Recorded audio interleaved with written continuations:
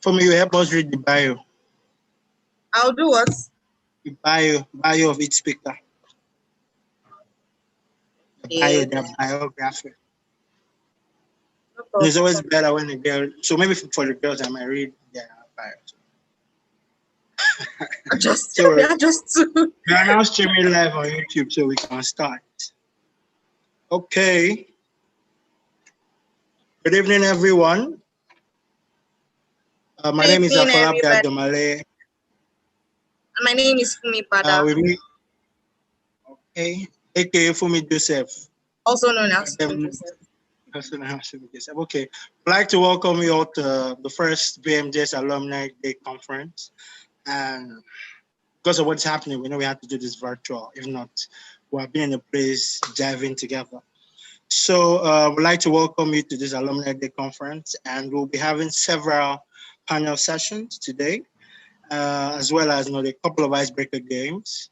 I would like you, whoever wants to participate in the games, the icebreaker games, we have a game where we'll be reminiscing, just say something good or bad when you were in BMJ, something that was fun or that was memorable for you. So we'd like you to drop a comment to the comment section if you're on YouTube. And those of you also on Zoom, you can also drop a comment.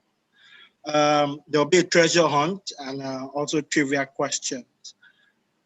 Before we have opening remarks from our president, I just want to highlight the panel sessions we'll be having. The first panel session will be repositioning for career growth. So we have three panelists, Sheikh Ndada, Olade Okewo, and Olamide Dosumu. The second session is going to be on marriage. And Muiwa Mosha and Usayo, I guess. Manuel. Yeah. And the third session, looking beyond 2020, is a session on entrepreneurship. We're taken by Tolu Taiwo and Anoladuni. So, yes. In between that, we'll be having an health talk from Dr. Sheon Fawole. Will be coming in for just a few minutes to give us a few health tips on how we can move forward with COVID and also keep surviving as well. From all the sessions, we will not be able to take your questions. Please drop questions in the comment sections. We'll be trying to, someone's helping us collate all of this, and we'll be able to take them. These serious questions, I beg of you, because we really don't have too much time. Each session is taking about 20 minutes. They can't take the full questions. So I would like to invite our president to give us an opening remark, Mr. Benga Samuels, also known as Benga Fatogun, for those who don't know Benga Samuels. Yeah, from first set. Over to you, Mr. Benga. All right, good evening, everyone. And I want to say a big welcome to you. And it's exciting to see that even though we can't meet physically, we are able to connect with one another online today. I just want to say a big welcome and a big thank you to everyone who is joining us from all around the world. Before I go ahead and give my opening remarks, I'd like you to tell me where you're joining us from. Just post in the chat box your location, where you joining from: Lagos, China, Israel, Pakistan, Wuhan. Yanakwaja. Just post in the chat box, or maybe you're in Lugusi village. Tell us. I just like to know where everyone is joining from. Yeah, I see Folashade from Lagos, Afolabi Cardoso from Eket, Volade from Lagos, Wendy from Chicago. Keep it coming, guys. I just like to see where everyone is joining from. Yeah, a lot of people joining in from Lagos, Muyo Mosha from Canada. Great, great, great. Interesting stuff. Thank you so much for joining in. And it's very exciting to see that we can connect with one another. I see Abisola, Mia Fuye. Great to have you. Great to have you, Abisola. And Abisola says in Lagos traffic. All right, let's dive ahead into it. Welcome, everyone. I want to say a hearty welcome to you and to what we'll describe as the 2020 BMJS Alumni Conference. No doubt, no one would forget the year 2020 in a hurry. In fact, for many of us, we can't really wait for the year to end because, in many ways, it has been different, it's been challenging, and it's also been surprising. On the bright side, it has presented us with this opportunity to host our first virtual conference. And for that, we're really thankful to God and we're grateful to be able to connect with alumni members all around the world. 365 days ago, we formally launched the All Students Association after due registration with the Corporate Affairs Commission here in Nigeria, and we had the alumni launch. And since then, we've started the journey of creating a veritable platform for old students to socialize and to collaborate. I know that in this year, our activities have been largely hampered by the pandemic, but we can still say that the last 1 year has been significant in many ways. For me, I've been very impressed to see old students rise up for one another in times of need and distress. For instance, unfortunately, we lost an old student earlier in the year. And even during the NSAS protest here in Lagos, Nigeria, an alumni member was unlawfully arrested. And it was very interesting to see how everyone just rose up to the occasion, placed calls, were praying, and everyone just did what they could to make sure that that person who was unlawfully arrested got out of the police cell that same day. And for me, that drives home the purpose and the ideology behind OSA, for us to be able to, I mean, come together regardless of what house we represented when we were in school, regardless of what sets we were. I mean, that's not even in a discussion we have anymore. Once you say you're an old student of Bmjs, the big thing for us is to see how we can help. And we've done that in many ways in the last 1 year. Interestingly, we were also part of the last inter-house sports for BMJs, where we gave out gifts to some of the outstanding athletes at that competition. And what all of this say to me is that together we can significantly add value to one another. I'd also like us to remember those who have departed, especially in this year. Today we remember Chidinma Njoku, we remember Eniola Jayola, and they'll remain forever great in our hearts. And we pray God that continually the protection of God will be upon old students and would all live long to fulfill God's purpose for our lives.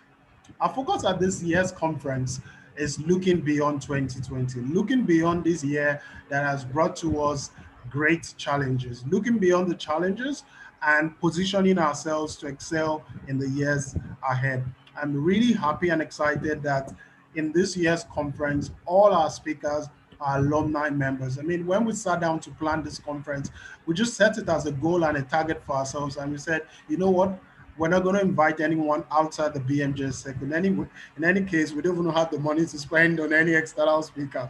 We're just going to get people within the family who would be a great blessing to us. And I'm so impressed to see the lineup of facilitators we have today and what everyone really has done for themselves years after leaving BMJs. My hope is that at this conference, we would glean from one another and together would rise above the challenges that this year has presented to us all.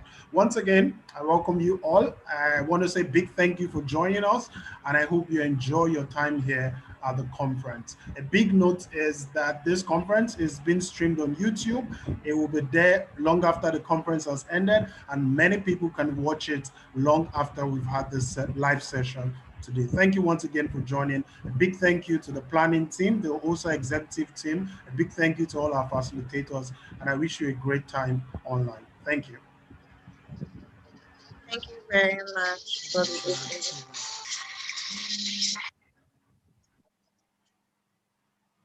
Thank you. Femi, are you there? Yes, I am.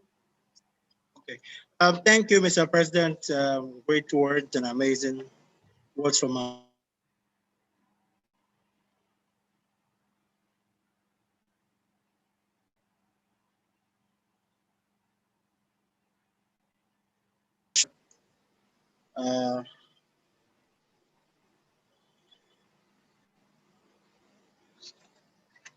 I'd like to invite our panel speakers. Fumi will be introducing and reading their bio.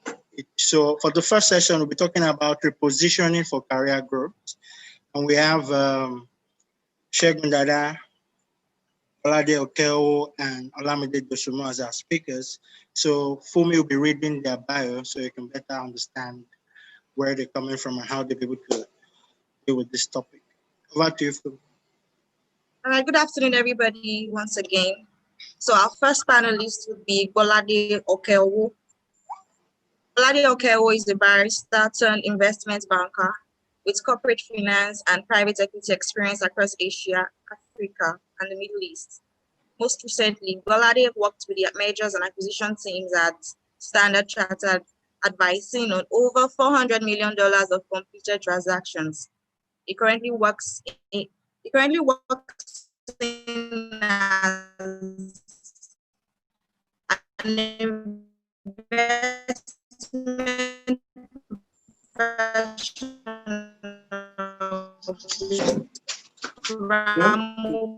private equity focused on investing in business whilst improving the lives of the Africans. Bolade has been focused on helping from institutional investors, innovators at Association of Nigeria, and with the Venture Capital for Africa Association. He also serves as the founder of the Outliers Africa, one of the leading book clubs in Nigeria, with sessions in Lagos and Port Harcourt. He recently served as the West African Coordinating Ambassador for One Young World, a global platform for connecting young leaders from around the world, empowering us to make lasting connections and create positive change in our communities. So join me in welcoming Bolade Okeowo. A round of applause in the chat section, in the chat room. In the chat section, you can raise your hand. So please raise your hands and clap for Bolade Okeowo. Bolade Okeowo, are you here? You put on your video so everybody sees you. Please put on your video and unmute yourself, Bolade. I think I'm unmuted now. Can you hear me? We can hear you. Yes, we can. Thank you for joining us. So the second panelist will be Segun Dada. Segun Dada is an accomplished energy, technology, sales, and commercial leader with a demonstrated history of delivering organizational value. He is responsible for building and executing the Sub-Saharan African region's channel sales strategy and leading global initiatives to drive the monetization of the commercial data and insights. He obtained his MBA in business management from the Lagos Business School. He is the founder of Kawe Africa, a social enterprise with a mission to promote the reading culture on the African continent. Please join me in welcoming Mr. Segun Dada. Round of applause. Welcome, Segun. The first two speakers are from the second set, if you're wondering. Then the third panelist is Olamide Dosumo. Olamide is a value-oriented individual with a passion for supporting organizations improve on the maturity curve with the current focus financial payment industry and the financially secluded population. He is results-oriented with deep skills in building and managing value, adding corporate relationships based on trust and credibility. He has worked across diverse organizations and sectors within the Nigerian marketplace.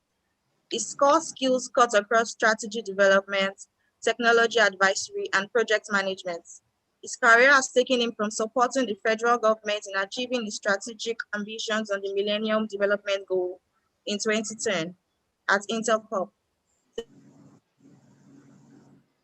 improving the Nigerian economy at PricewaterhouseCoopers. At PwC, he led a team that developed and created a platform that allows high potential SMEs across Africa collaborate with mentors and incubators, which connects them with investments over 100 million euros from the European and African Development Institution.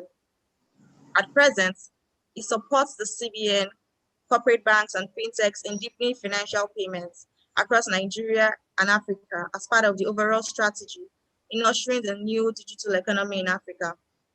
His personal conviction lies in development and growth of the young professionals who are willing and able to go beyond their personal conviction in mapping out the economy that we all want to call home. In his spare time, He plays video games, gets involved in a few CSRs, loves anime, especially Attack of the Titans. He said we should watch it, and keeps improving his social currency. Please join us in welcoming Olamide Dosunmu. A round of applause for him.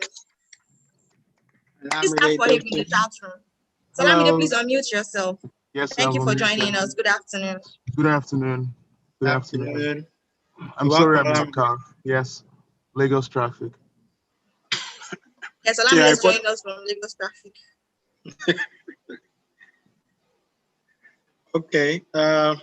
Thank you, Fumi, for introducing our panelists. So we go straight into the session. So I would like each of our panelists to just give us opening statements in 1 minute on repositioning for career growth. Just give us your opening statement. So we start with Bolade.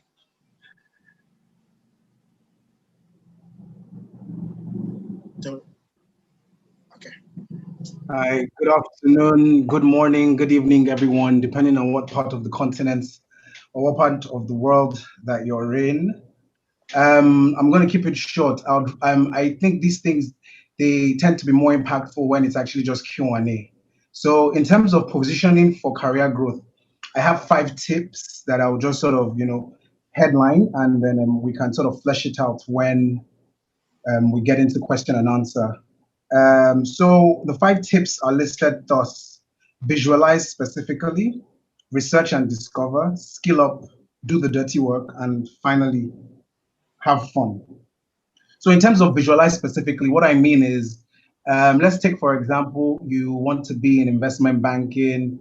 You need to visualize specifically in the sense that, so if you're trying to get in, the entry level position is an analyst, you need to Google job descriptions for analysts in local investment banks, regional investment banks, and global investment banks. So say I wanted to go into investment banking and I'm fresh out of NYSC, I would Google the job description for local investment banks. So we have people like, FBN Quest, and there's quite a number of them, local investment banks in Nigeria. And then you Google for the regional ones like Rand Merchant Bank. And then you Google for the international ones like Goldman Sachs, HSBC, Barclays. And with that, you can specifically start to visualize the skill set that is required to get you in the door. I always advise people to stalk strategically. So once you've Googled that skill set, then you start to stalk people that are already in that role. I used to say to people that if you don't have the Instagram handle or Twitter handle of somebody that you've just Googled from LinkedIn that works as an analyst in a local investment bank, regional investment bank, and international investment bank, then you're not really doing the research and discovering. But yeah, that's what I mean by visualize specifically. So you start to ask yourself, what's the skills that these guys have, and how can I get my foot into the door by mirroring these skills in myself? Research and discover, it's the same thing as well. You just have to, by time for you to visualize, you need to research and discover those skill sets, those qualifications that are required. But I think it's easier to do that when you start to know names. So it's funny how, guys or even women are very popular for shooting their shots on Instagram or trolling on Instagram, this, that, the other. There's strategic career shots you can shoot on Instagram or LinkedIn. So that's what I would say in terms of research and discover. Then skill up. So as soon as you discover that the skill sets there on their CVs from LinkedIn and the job description, you start to make specific, measurable steps to get those skills in your repertoire. And the last one is do the dirty work. So the second to last one is do the dirty work. So when you're in, you should not run away from the most annoying jobs. That's how because the most annoying jobs, people don't like to do them. So you can easily make a name for yourself by succeeding in the dirty jobs. And lastly, have fun. Because if it's not fun, you're not going to be ginger to get up in the morning. Thank you. Thank you very much, Walade. Wise words. That was actually a very, very brief lecture. Okay, it's because of time. Can we keep it to 1 minute for opening statement? So, Shegun, I'd like to take your opening statement. Hi, thanks. Fantastic one, Bolade. Thank you so much. So Shegun is the name. I currently work at a company called I do sales, and I lead sales for as far as channels is concerned, so our third-party sales representatives. So we typically deploy our alternate business models with them, and so I get to do things, walk around selling quite a bit, and I do that during the day. At night, I probably, if there's anything I'm selling, it's probably books where I'm trying to encourage people to adopt a reading culture. And also, in fact, thankfully, we have Bolade here to doing an amazing work with Outliers to such a coincidence, but it's actually not a coincidence at the same time. So it's amazing to be here to speak to us about careers. Ultimately, we hope to, and I personally hope to learn from the questions that will be asked, and also from your contributions, and more importantly from the questions that the audience would ask. It's such a pleasure to be here, and I look forward to the many minutes of this session. Thank you. Okay, thank you, Shegun. Thank you so much for your opening statement. Olamide, let's have a few words from you. Hello, everyone. Hi, my name is Lamide Dosumu. Number one, I am first grateful to be having this opportunity to speak to everyone, and even more grateful to be put in the same category as Bolade and Shegun, two people I highly respect. I am a project manager for a company called SIBS. What I basically do in deepening financial payments is I manage POS transactions across Nigeria, just to ensure that it's always uptime and we can spread it across. My two takeaway for this: the world is changing. Right now, this is a new reality. There are two things I have seen that actually works. I don't know, it works for me, it works for all the mentors I work with. I feel like the very first thing people need to work on is your social currency. Learn to take some chances. Learn to leave your comfortable zone. Do something different. Then the second part is whatever skill you find yourself, sharpen it. Improve, keep improving, stay hungry. Always stay hungry. Opportunity meets people that are prepared. And that's how life moves. Everything is serious. Then the second part, as we agree with Bolade, is be happy. Find fun in it. If you do, it becomes easy. Work in life, you just balance it and it becomes so simple. And I believe that we use this platform to get better understanding of each other and also deeper understanding of what we want to see Nigeria become. Thank you. Thank you, Olamide. So we'll go straight into our sessions. Trust me, from the opening statement, you know this is going to be loaded. The first question will be going to Shegun. Given the impact of COVID-19 on global economy,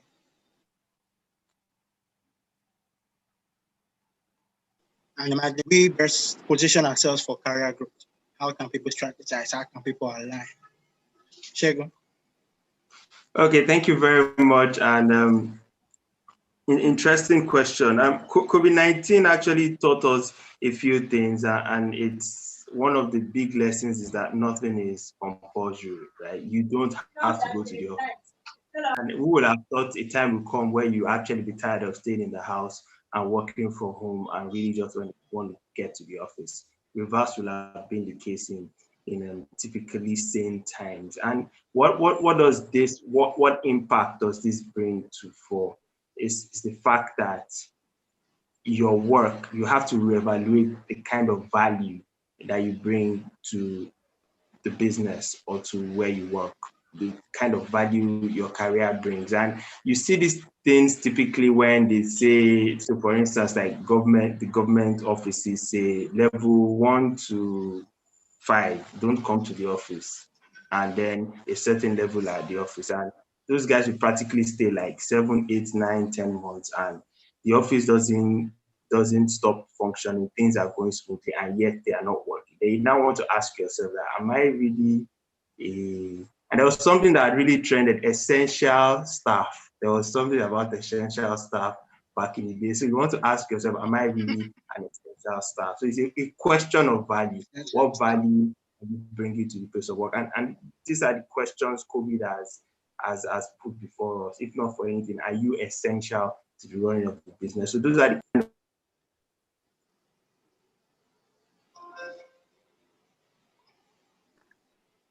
Sorry.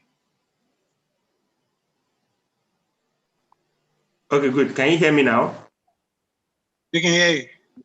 Oh, good, good. So Yes. these are the kind of questions you want to ask yourself: that am I essential to the growth of the organization? So first things first, to answer that question, you need to understand what you bring to the table. Then you need to align it with what the organization needs from you. And this is very simple. You need to ask questions more often than not. Many a times in our career, we wait to be told what to do. You want to be the employee that asks questions. Ask your boss, do you like what I'm doing? What would you rather I do? What are your goals? That's something I learned early in my career. You need to, beyond what your goals and objectives are, you need to understand what the goals and objectives of your boss is. If you understand the goals and objectives of your boss, and you can play a role in helping your boss achieve his or her goals and objectives, therefore you will become an indispensable member of the team. So key things like that will help you understand that you are actually bringing value to organization. And then when things like COVID hit, you are an essential staff, and then you are not one of those persons that can just stay home. And then they realize, oh, by the way, we even ran well without a couple of these guys. Do we really need them in the new organization? You don't want to be part of that crop. So value is big, and I think what this season has taught us is the need for us to evaluate the value we bring and the value that is actually. Thanks. Thank you very much, Shagun. The next question will be going to Bolade. Today's workforce is quite mobile, especially when you consider previous generations where you could have a person work in an organization for 15 years, 20 years, then go through the ranks into senior management. What do you consider more important, career stability or vast experience?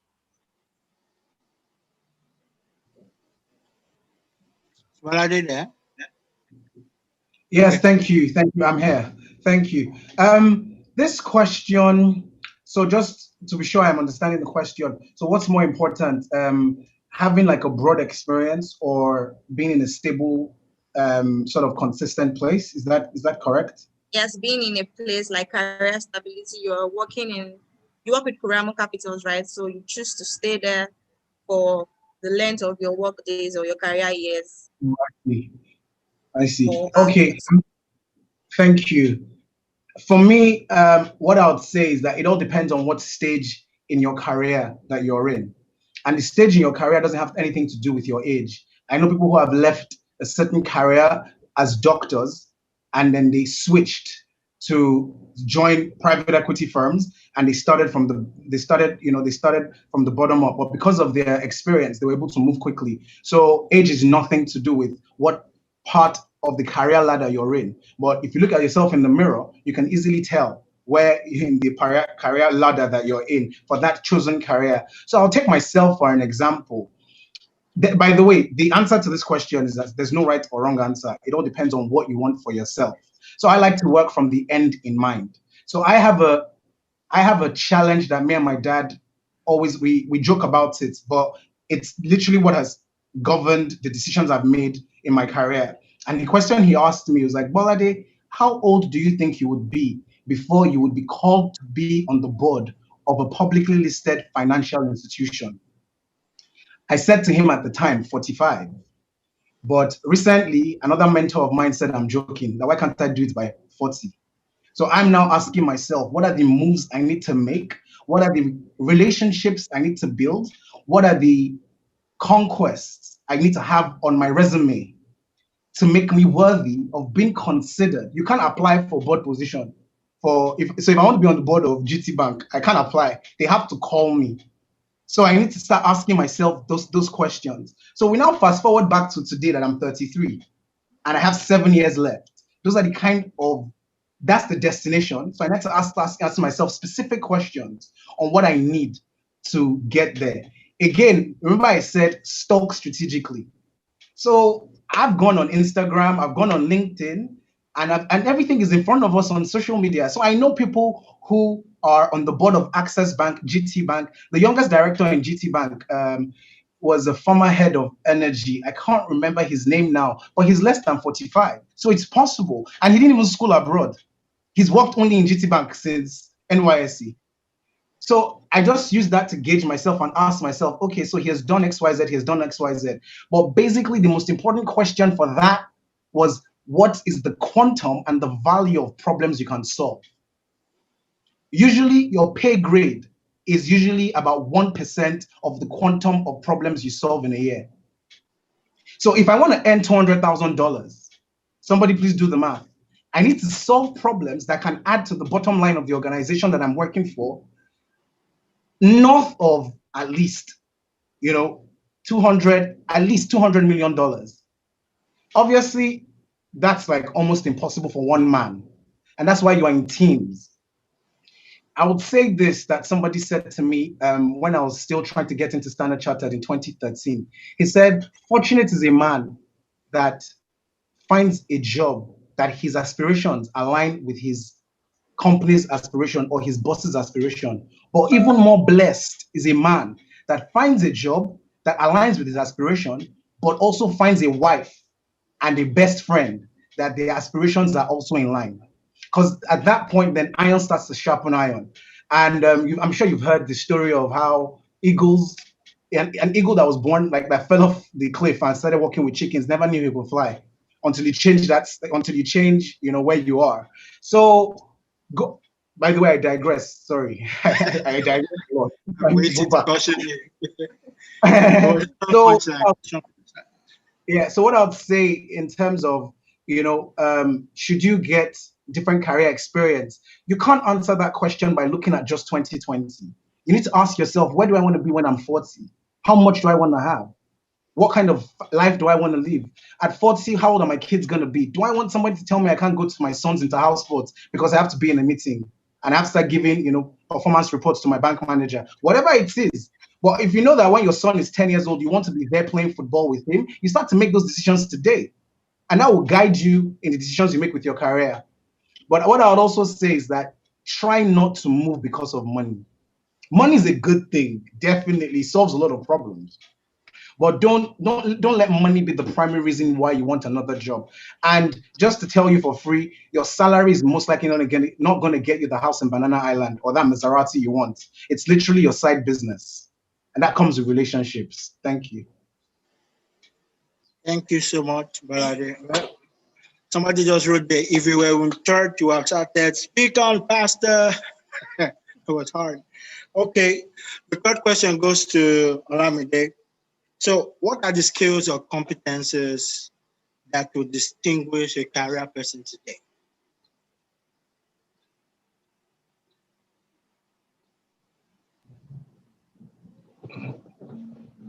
Again, the very first thing I believe is your social currency.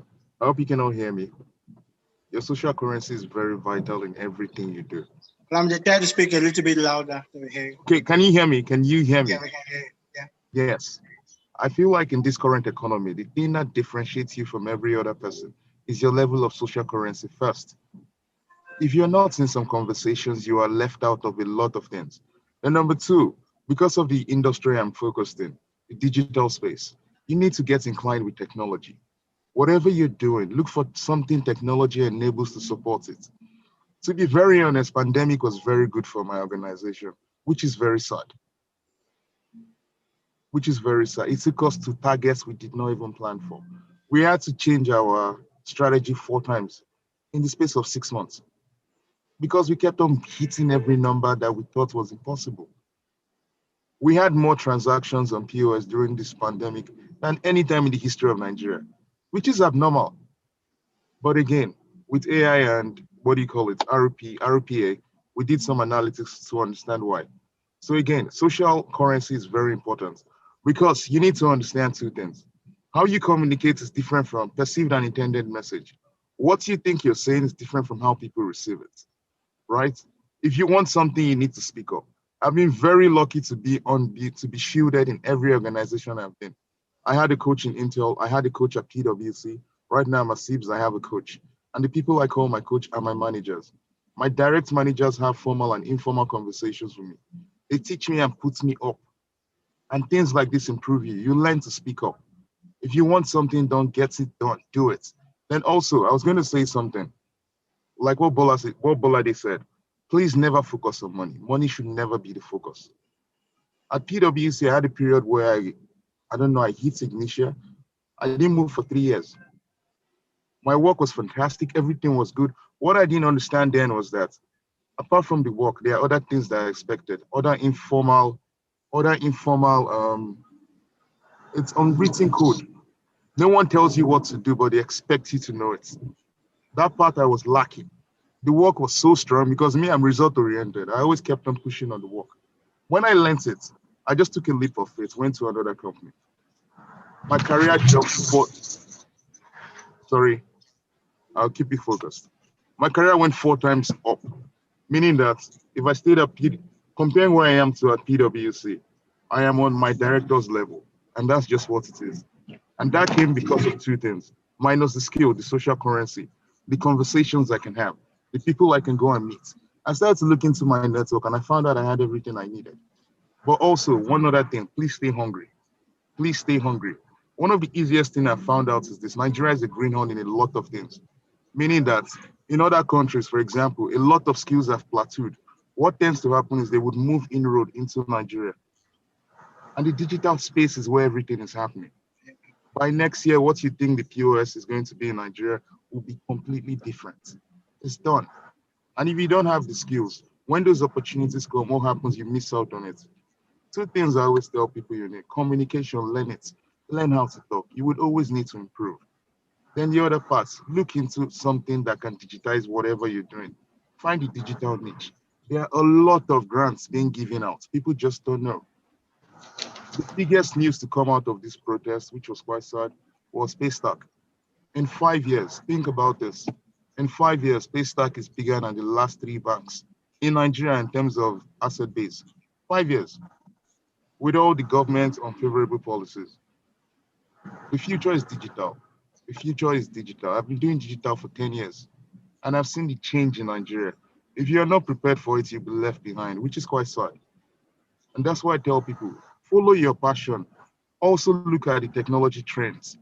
Whatever you see happening there is already being done here. It's just done in very small buckets.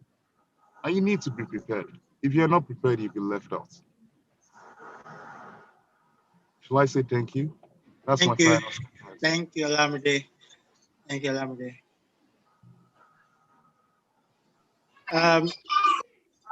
Fumi, you take the 4th question.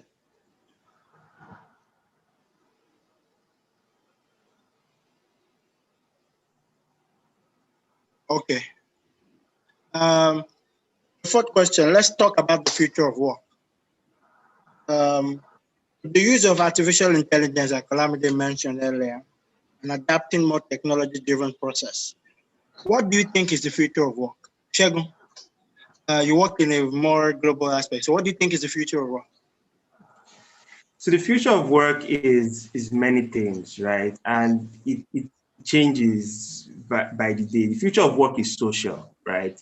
The future of work is digital, right? The future of work is community, right? The future of work is the environment, right? So if you understand if you understand the trends as Olamide stated, right, you can actually tell that the work that you'll be doing tomorrow has to have an impact on the community. It has to enable social interaction.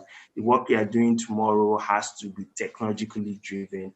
And then if you realize that all of these elements are going to be a big part of the future of work, the earlier you start aligning yourself with it, the better. Also, the future of work is based on execution. And what do I mean by this? Is a function of what you've done, what you can do, not what you were taught or what you learned, right? It's an active future, not a passive future. And one of the things I advise people I'm fortunate to mentor is that the starting point is your CV. When you're done with your CV and the items are talking about your job description, you're not ready for your next job. You have to be talking about your achievements. What have you done?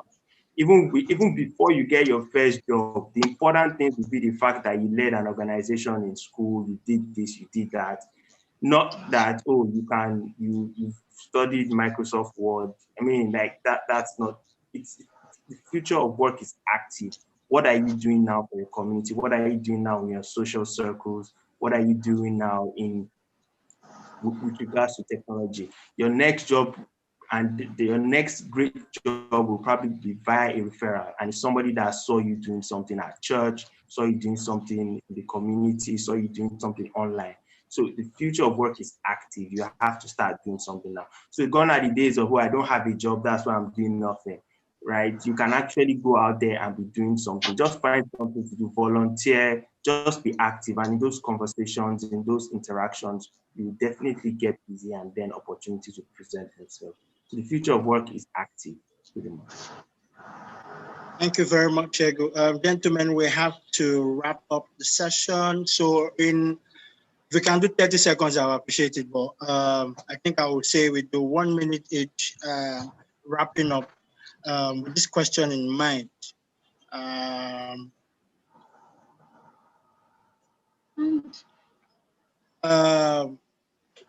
What do you think is best, building a career or building a business? That debate has been recurring, and everybody's wondering, okay, everybody wants to be the next Dangote, and the question is, oh, my salary can't make me great, it can't make me Dangote. I have to build the business. But in actual fact, let's, in 1 minute, just say something. Do you think this is the situation, or people could just do both, or you might just fit in best in one? Balade, you go first. Thank you. So I think, I mean, with all love and due respect to the person that coined that question, I think that question in itself is problematic in the sense that you're building a business and having a 9 to 5, they're not that much different in the sense that the only thing different in the 9 to 5 is that the buck stops with you, but you would not reach your optimal level of success in a 9 to 5 if you don't start to take responsibility like it is your business. So when people were asking the question, what is the future of work? I asked myself the question, what has been the most consistent thing regarding work from the days of old till tomorrow? Profitability. If that business is not making money, if that business is not sustainable, it will die and there's no work there. So that's how you should think about your career and also your business. If in your career, you're not helping your employer save costs or increase revenues, something is going to happen. You would either get you would either get cropped out of the business or the business will die. If that business is going to stay alive, every single person in that business has to be adding value to revenues, or they have to be adding values to keeping the cost low, which will then increase your profitability. Without that, the business doesn't exist, the career doesn't exist. So which is more important, building a business, building a career? I think they're the same. It's all about ownership, extreme ownership. You will not make money in your business if you don't take extreme ownership. You will not make progress in your career if you don't take extreme ownership. So my advice is for you to look in the mirror and ask yourself, am I taking extreme ownership? Okay, thank you very much. Thank you very much, Balade. Shegun, closing statement on the recurring debate. Oh, thanks. I'll just say this in addition. Thanks a lot, Bolade. So the thing is, it's either near here nor there, right? And the important thing is you are fulfilling your utmost potential, right? I always like the idea of, and this was based off an interaction I had with someone that had worked 30 years in a multinational sent him to Harvard, and he told me something. If I could live my career again, I would have left this multinational job probably at the 15th year. Because right now that I've retired after 30 years of service, I am not active again. I've just been held in one particular state of mind. I can't compete because I've been for too long in one space, right? So the trick is to put in your utmost best in your job. The mistake people make is that they don't put in their best in the work they have today, hoping that they will put in their best in the work that they own. If you are not great at the work you are doing for someone else, you cannot do great at the work you are doing for yourself. So I like the idea of doing your work and also following your passion. Typically, because of business takes a lot from you, you just have to be passionate to be able to excel at it. So you can start off with your 9 to 5, and then you can follow through your passion. The beauty of your 9 to 5 is that your 9 to 5 helps finance your passion. So at least the basic running costs, you can get it from your 9 to 5, but you also need to give your 9 to 5 all of the best. The beauty of 9 to 5 also, it broadens your networks. People that you probably would never have met or never have spoken to or talked to, you get to meet them at your 9 to 5. So I believe a healthy mix of both. Many of the very successful business owners once worked in an organization and learned stuff that they took into their business, met people that they took into their business, got financing that they eventually took into their business. So a healthy mix of both is good. But I'm not of the school of thought that one is necessarily better than the others. But for each person, individual, you must understand timing, and you need to know when best to actually strike out, and don't stay in for too long, except you are being challenged on a daily basis and you are growing on a daily basis. Thanks a lot. Thank you so much, Ego. Lamide, very quickly, very quickly, what's your take on this? Well, to be honest, I think it's like everyone said, it's a healthy mix of both. I've been very fortunate. Let me explain it. NYSC for me, what I did for NYSC as an intern is what I am right now. I started off working with someone that just took interest in me. I'll be very honest with you, you will go through fire. To get good, you will go through fire. He beat sense into me in terms of learning structure and discipline. He forced me to go into PwC. Told me to go there. That you need to learn structure. I didn't understand it. I just thought it was hard. Go and learn structure. Kept on telling me this 9 to 5 you keep talking about. It's nonsense. Reality is work stops when the work is done, whether you like it or not. That's the truth. True. They don't like telling you that, but that's the truth. You need to get it straight. Work stops when work is done. And the reality is that if you stay hungry, work never gets done. That's why you have the next day. You prioritize, you put things into buckets. So now it's just funny that I went to PwC, came out, I am now doing the same thing I started off 10 years ago. The same place where I'm in healthy mix of both. If there's work, you get it done and move on. I tell people it's not personal, just get it done. So in between both, I can't pick one side. It's a healthy mix of both. All I'll tell you is that whatever you find yourself doing, do it well. There are always people that are watching. Remember this, you would not know.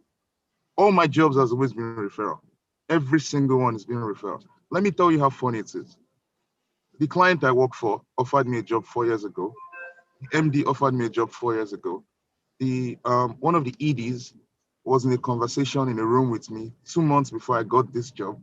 So now I'm working with the client. I know everybody. It is, I'm telling you, it is funny. It is very funny that I have conversations with people here and they will escalate to their boss. The boss will call me on the phone and ask me, why is he escalating? And I will try to explain it. That's why I'm explaining the social currency. Build on trust and credibility. It always finds a way. It always finds a way. Now people call me to link them to other people because people trust me. But this thing takes time. You need to learn. It doesn't come like this. It takes time. It takes time. That's all I would say. So for that, I can answer both. It's a healthy mix of both. You will find it. You will find it when you start doing both. You need to be involved in both. But everything you do, everything when it comes to work, put in 110. It will pay. It will pay. That's it. One thing I've learned, no athletes that won Olympic ever woke up and said, I just practiced today and won it the next day. Yes, It takes time. It takes time. It takes time. Thank you very much, Lamide. I think we've had an amazing session. These guys are loaded, and maybe we'll be doing this very often. Loaded. I don't even know. Everybody I hope came you from have your different jotters and angles. pencils with you. Yeah. So I know people have questions, but please try to drop it in the comment section, whether on Zoom or on YouTube. We're trying to collect this question. So pretty much later on, we'll be able to bring these questions. We want to quickly have a short icebreaker. So Fumi will lead us into our first icebreaker. Now, I asked earlier, before we go into that, I just want to thank you guys. Shegun Dada, you were awesome. Oladeoke, amazing. Olamide Dosunmu, in depth. You are dope. You guys are amazing. Really want to appreciate you for taking out time out of no time. I know some people are grooving Lecturers. actually. You want your shirt from your agbada or Chegun, which are you doing?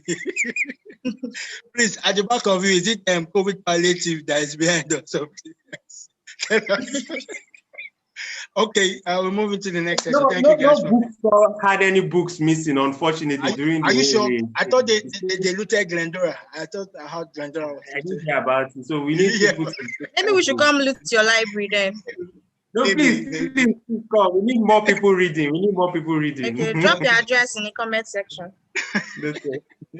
Thank you, guys. So we'll go into icebreakers now. So I asked earlier that if anybody was interested in reminiscing, saying something that was fun, something that was very weird when we were in BNDS, something happened that was very, very, very amazing for you, whichever way, whether good or bad, but something that would have changed the position of your life forever. You can never forget this day. Maybe those who were that encountered around Bambi's strokes, or some of it have been very, very unlucky to have met up with Benebutunde Oduwole then, when the clouds were heavy. Or is it those that had to deal with Reverend Eniga Zabara? No, just tell us something that happened. I don't know. Maybe a turkey moment. A turkey moment. I don't know. Sunday we had this turkey, so people had different issues around turkeys. Tell us something. Anybody? We'll just call you up. Yes, and it doesn't have to be a bad experience. It could also be a good one. It could be something that shaped you to what you are today, or be in the course of what's changed you. Anyone? Anybody? I can't see people raising their hand. But should we ask Shegun? Shegun, do you have any very, very, very amazing moment that you want to share with us? You're a good boy in school now. Okay, so Tolu Taiwo has. Okay, can you put up your video? Tolu Taiwo.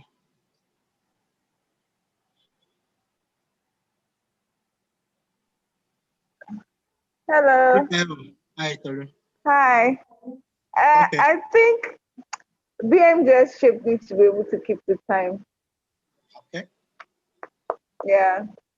Because of, we wake up 5:30, I think, and then you have to have your bath within an hour, and then you have to be, I think, morning prep or so. I can't even remember how the structure goes, but it made me know that, okay, at this time I have to be here, at this time I have, and it just made me keep the time. Was there a defining moment? Was there a defining moment for you, like one experience that was just very unique?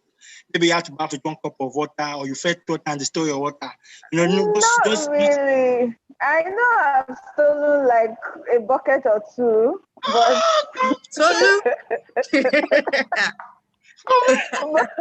but I was lucky. I had so many seniors that were my friends, so I got away with a lot. Confession. We have to probe this. We probe this.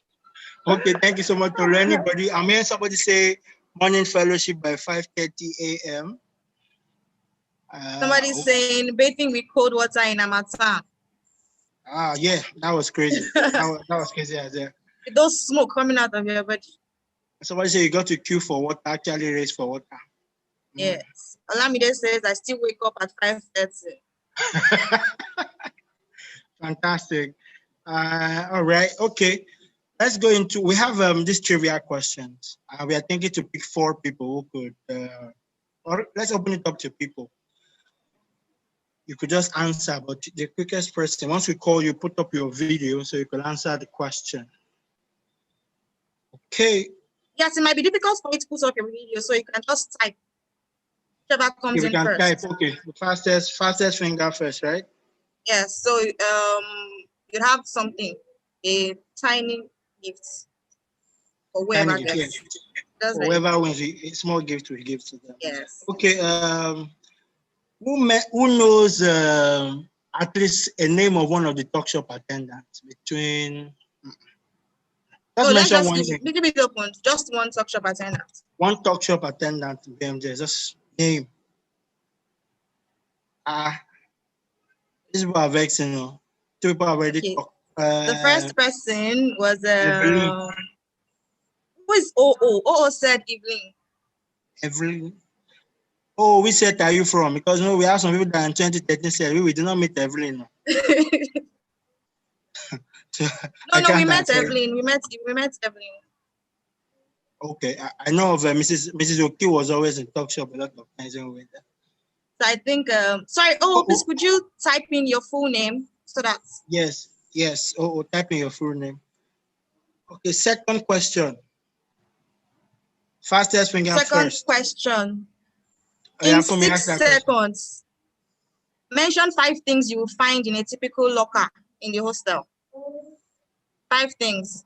Oh yeah. Tick tock, tick tock. Tick tock, tick tock. Ah, who is this? Oh. Oreo Mojola. That was fast. Gary sugar polish milk Milo. Wow. Okay. That's amazing. Said milk, sugar, milk, cornflakes, 1, 2, 3, 4, 5. So always leading. Cornflakes, Gary sugar. Okay, so the third question. Okay, what time was light out? Fastest finger first. What time was light out? 10. Folashade actually had the fastest finger. 10 p.m. Okay. The fourth questions. Okay, in 6 seconds, mention 5 prefect positions. 5.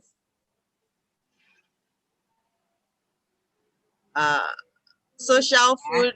Okay, Muyiwa. What? Okay. The next question. What day of the month was visiting day? What day of the month? You have to be precise, please. You have to be precise. Sunday is not correct. Somebody said last Sunday. Last Sunday. The first person was Olatunde Olabisi. Okay. Okay. So the next questions. Okay. Mention 5 hairstyles that girls were allowed to do. 6 seconds. Fastest 5 hairstyles. Shuku. All back police cap. What's such? All such. Please, how come Oremojola knows all the hairstyles? Shuku, all back, patewo. It's not NC King, it's Evelyn King. Okay. 1, 2, 3, 4. Let me ask this. What was the name of our hymn book? What particular hymn book did we use? There are several hymn books, but what particular hymn book? The one we used, no, we used just one. Ancient and Alpha now. Okay, let's now ask the last question. I'm sure you can get this. Beside the first line of info of that ancient and modern. Of that ancient and modern. Wow, Messi got it. Allow me to mention the new every morning. You guys. Okay, let me ask one more. Who wrote the school anthem? Who composed it? You have to mention. No, I don't know. It was his first name. He just wrote Oduwole. There were 2 people that composed it now. 2 people composed the school anthem. Whoever gets that. There were 2 people. Sunday Oduwole. Who is music teacher? Venerable Sunday Oduwole and Mr. Akinremi. No. Yes, that person somebody got it though. As if for like yes. Abimbola actually got it. Abimbola actually, Venerable Tunde Oduwole and Sheikh Mufade. Okay, so the last question. Should we make it the last question? Yeah, last question. So I'm going to make it hard.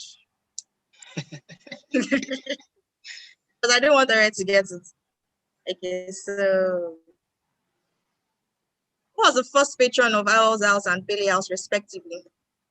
You kill them. Kill them. Don't kill me. Yeah, somebody got it though, Mr. Babarin. But who's the patron of Owl's House? What house is Mr. Babarin? What house? Bailey. Okay, how about Owl's House? What about Howard's House? Who was the first patron for Howard's House? No. Abi is a woman. Abi is a woman. Patron, not matron. Ah, very Okeshes. Alabambike. No. Somebody said Okeshes. No. Somebody said there's not like Fanny or no. Yeah, somebody got it. Bolan has gotten it. Well, okay. Okay, so name 3 other schools who were founding members of BRESCAG. BRESCAG. Founding members. You have a clue in the name. In the name, you can find the people that. BRESCAG. Apart from Bmjs, please. Three schools. 3 schools. And somebody had. Ronic and Supreme. Okay. Yes. Okay, yes. You guys are on point. We've not forgotten that. You see one more questions, or should we round this section now? I think we should go to the second session. Because of time, then we'll have another icebreaker in between again. Okay. So the second session would be treasure hunts. Okay, so if you want to participate in treasure hunt, you have to turn on your video. So please signify here so we could enable your video.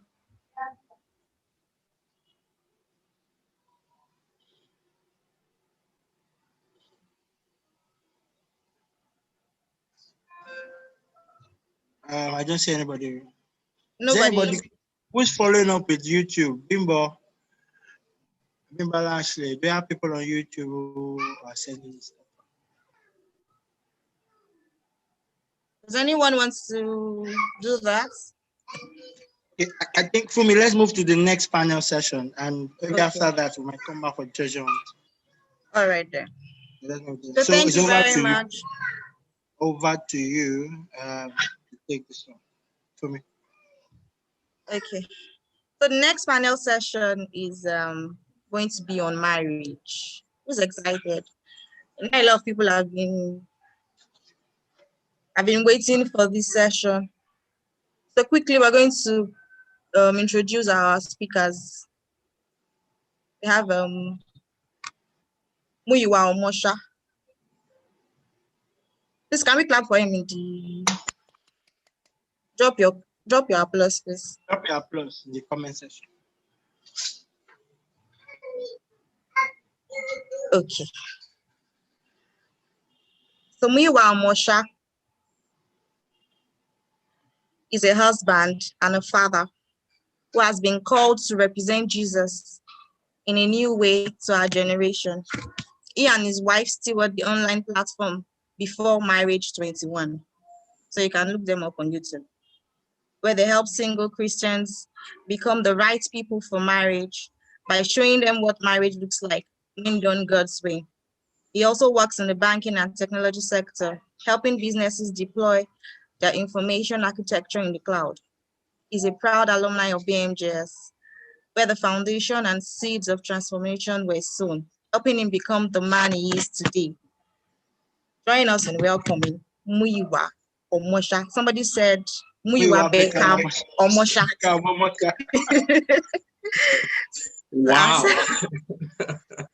You remember your football skills? I still remember. Crazy. So the second panelist, somebody says you're the best number 7, Muyiwa. You're the best number 7. Okay, so the next panelist is Oluwabusayo Manuel. She's a public health professional. She works as a monitoring and evaluation officer at St. Kizito Clinic, Lagos. Oluwabusayo is happily married with 2 lovely children. She will be speaking with us today. Please, a round of applause for Busayo. Please join us. Busayo, please turn on your camera. Hello, everyone. Can you hear me? Yes, we can. Good evening. Thank you for joining us today. Thank you. Busayo, are you there? Yes, I'm here. Can you hear me? Yes, I can hear you. All right. So this session is about marriage. So if you have what you want, would you want what you have? So before we start the panel session, please could you just give us like an opening speech? 1 minute, please. Sorry. Okay. Thank you very much. Okay. I hope you can hear me. Yes, we can. Okay. Hello everyone. Good morning, afternoon, evening, depending on where you are from, where you are right now. Marriage. I'd like you all to know that marriage is fun, marriage is sweet, and whatever you think of, if you're not married, whatever you think should happen in your marriage will actually be. So in marriage, then so shall it be. Just what you want, you can always find in your marriage. Thank you. Thank you very much. So Muyiwa, could you just drop an opening speech? So I know marriage is something that a lot of people look forward to. Unfortunately, the fact that you look forward to it doesn't always mean that you will succeed at it. So I believe that preparation in marriage is very, very key to succeeding in it. I know for my wife and I, the reason why we started before marriage was because before we got married, we're hearing a lot about how the first year of marriage is usually the toughest part of it, you know, because you're just getting together with someone and there's going to be a lot of fights and all that. And on our first year anniversary, we're looking at each other and we're like, this thing, do people actually know how this, like, because our experience was very good. Ours was amazing. Our first year was probably our best year with each other, you know. So we realized that some of the things that we did was what led and culminated into that. So that's why we started that, because we want to help people sort of experience the same thing that we did by doing exactly what we did and some other things as well. So this is going to be an interesting session. I feel like relationships is something that a lot of people are interested in, but you really need to know exactly what to do in order to succeed at it. Okay. All right, thank you very much. You already answered the first question I had for you, which was ask what inspired you to start before marriage 21. So thank you for answering that. My bad. Okay, so let the next question go to Busayo. Getting married is a milestone for a lot of young people. So as a married person, give us some perspective to that. Is it really a milestone? Is it something, is it an achievement? Is it something to think as, oh, I'm married, so yes, it's something to feel good about, to feel important about? Is it a milestone? Is it an achievement? Okay, getting married is a milestone for a lot of young people, but I'll say it is a necessary transition. Marriage is not only an achievement. You know, most people see it as an achievement, you know, it is an assignment. So if you have that mindset, you before you enter marriage, it will really help you. So people walk into our life every day. I mean, you have the responsibility to discern who comes and what for. I mean, there are people who walk into your life for a season, and there are some who come into your life for a lifetime. So you must not give seasonal people lifetime expectations, and then you now give lifetime people seasonal expectations. You see, marriage is a product of that discernment, like when you discern who is seasonal and who is going to be lifetime. So as I said earlier, marriage is an assignment, because finding a partner is just like 10% of the equation, really. There is then that responsibility of making your marriage work. And sometimes you don't even have the time to enjoy the, oh, I'm a new bride, I'm a new groom, before the responsibilities kick in. So because of time, let me just say that for now. Thank you. Okay, thank you very much for that. Yes. Someone is asking, so how do we know who is seasonal and then who is forever? So we have time to answer that later. Muyiwa, so can one truly be prepared for marriage?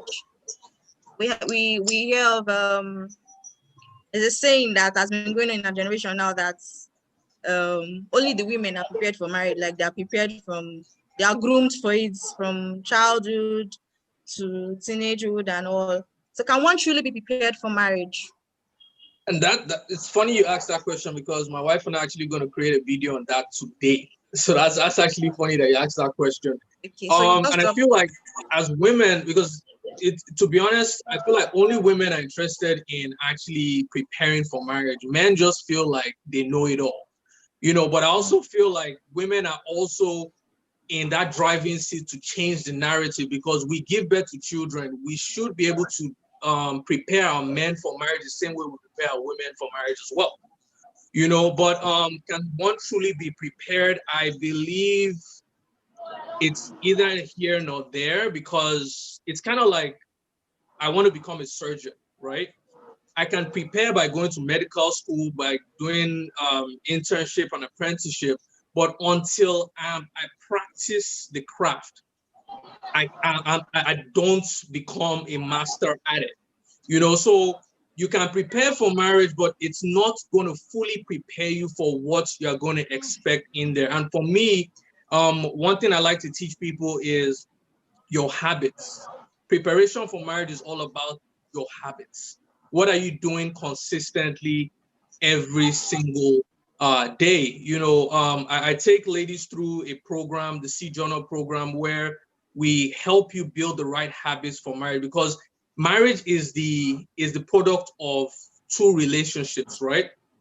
The quality of a marriage is dependent on the quality of the two people in the relationship. So if the two of you aren't adequately prepared for marriage, then there's going to be a problem in there.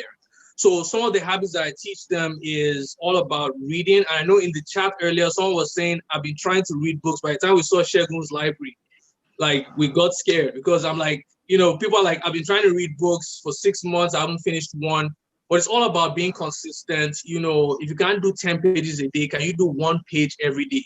If you do 1 page every day, at the end of the year, you'd have read at least 4 books. So as a single person preparing for marriage, there are certain things that you need to be doing every single day that will help you to succeed in marriage. Thank you very much for that. So I'm going to ask another question, but to be to both of you. For me, I can answer first. So what are the steps a person who is ready for marriage should take? What steps do you advise to take the person?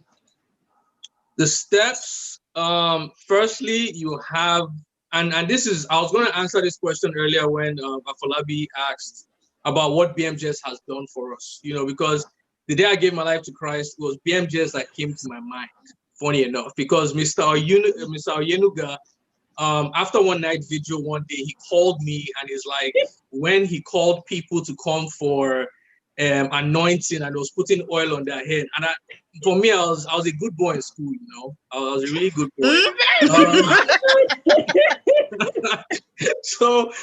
So when he called me, I'm like, does this guy know who he's talking to? Like, are you sure it's me?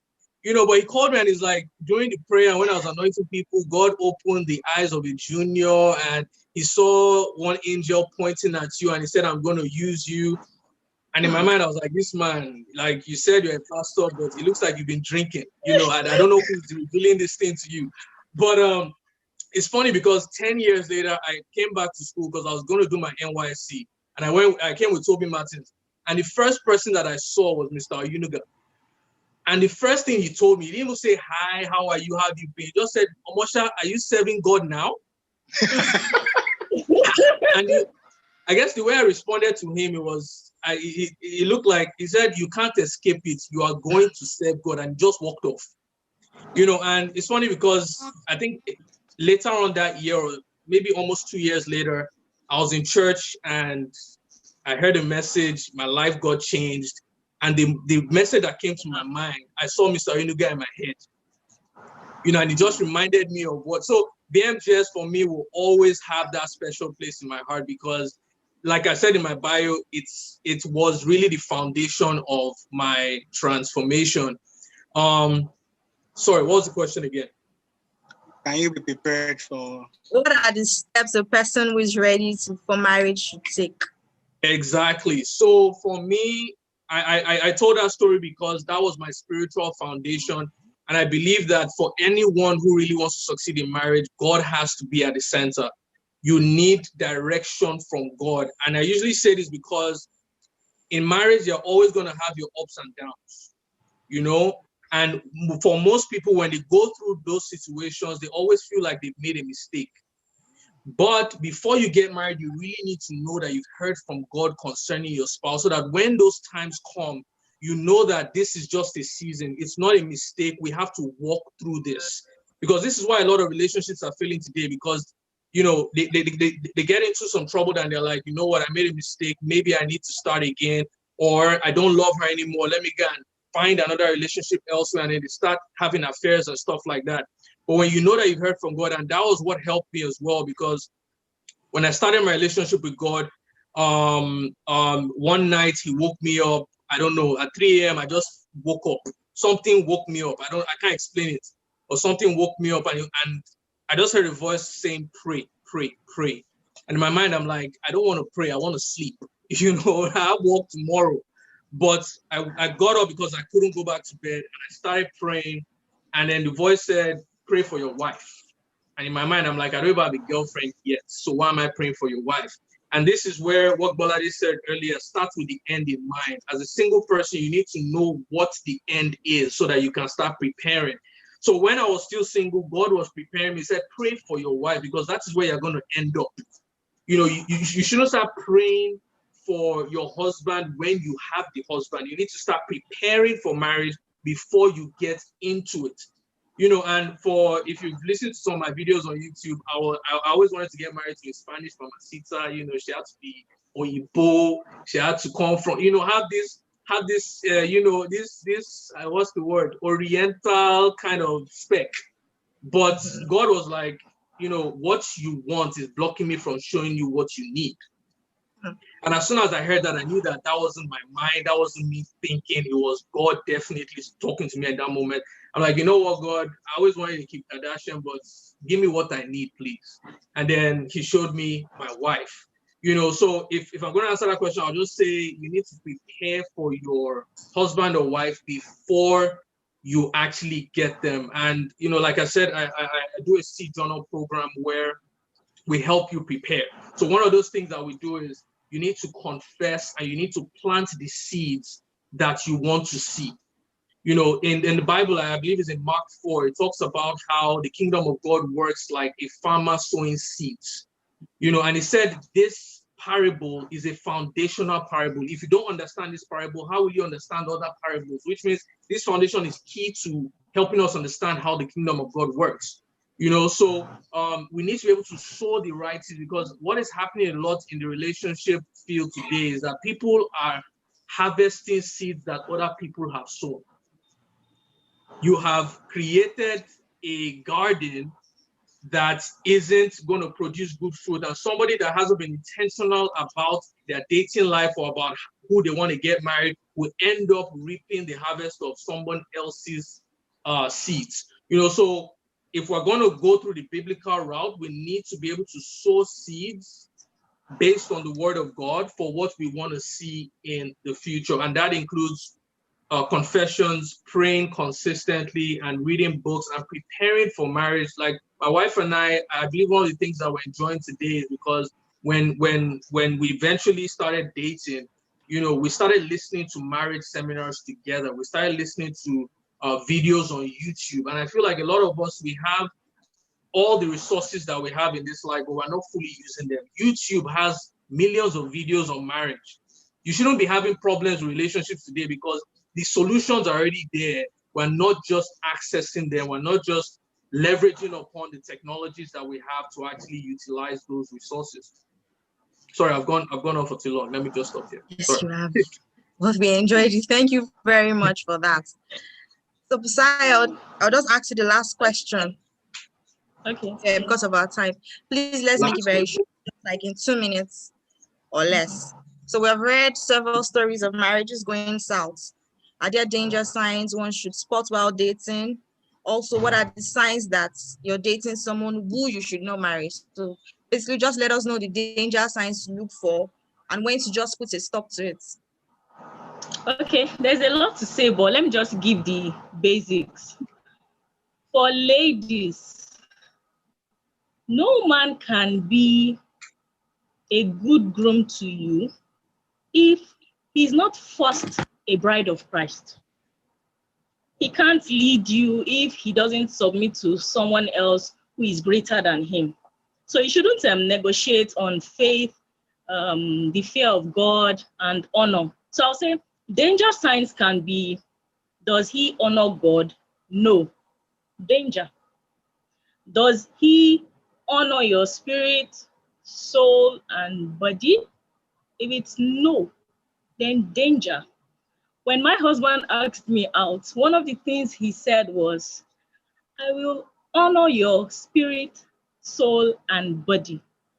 And one day he walked down the aisle with me without any form of guilt or shame because I'll keep my word. And he did. That was so sweet. Yes. So you shouldn't negotiate on what is possible. You shouldn't be blinded by emotions or spirituality. There's some fake spirituality. You have the ability to discern. So you have to check if he is keeping his word, his promises to you. And that's the one important thing, is that from the start, you should have defined the relationship. Okay, this is what we want. This is what we shouldn't do. It is leading to marriage. I don't want to call you my boyfriend, you are my fiancé. It just helps you keep focus on what is ahead of you. Thanks. So I can just add to that. Go ahead. Very, very perfect. I also believe a red flag, which I think the question is trying to address, like what are the red flags to look for in relationships? One thing I like to say is a man who does not read cannot lead. So growth is one of the keys to staying married. I believe it's in Matthew, one of those verses in the Message translation. You know, Jesus Christ people came to Jesus and they were like, why should we get married? You know, or can we get a divorce for any single thing? And he said, you should only get married if you are willing to grow into the largeness of it. So growth, if the guy that you're with is not reading, he's not willing to learn, that should be a red flag, because I can categorically tell you that on my wedding day, I was a good guy. But that guy, 5 years later, would be a mess right now if I hadn't grown over the last 5 years. And it's kind of like using a phone. It's like kind of like you're in 2020 now, but you're using Nokia 3310. Nokia 3310 was good for that season. But years later, if you haven't upgraded yourself to an iPhone or a Samsung, then what used to be good in one season will become bad in a different season. So you always need to keep growing and growing and growing. One other thing that I'll say quickly is any guy that is too possessive, jealous, and I think that possessive one, because a lot of girls mistake that for love. The fact that a guy is checking up on you 100 times a day doesn't mean that he loves you. It could be that there's something wrong with the guy.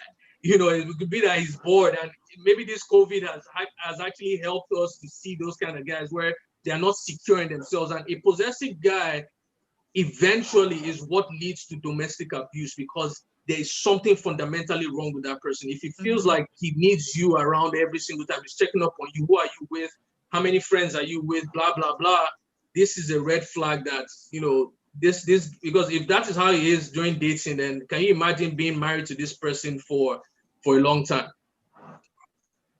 For me, just before you wrap up, I have this question. I think you skipped it. Now, basically, our society prepares women for marriage.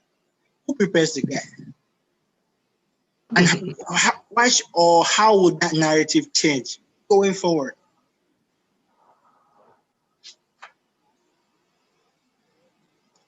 Miwa, can you Okay. get the question?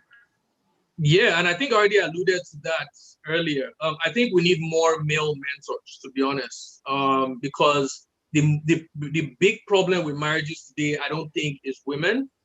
When there's a problem with your company, the CEO is held accountable, not Exactly. the vice president or whatever, you know. So I think we need more male mentors. I alluded to it earlier. I think we need more mothers to take a more active role.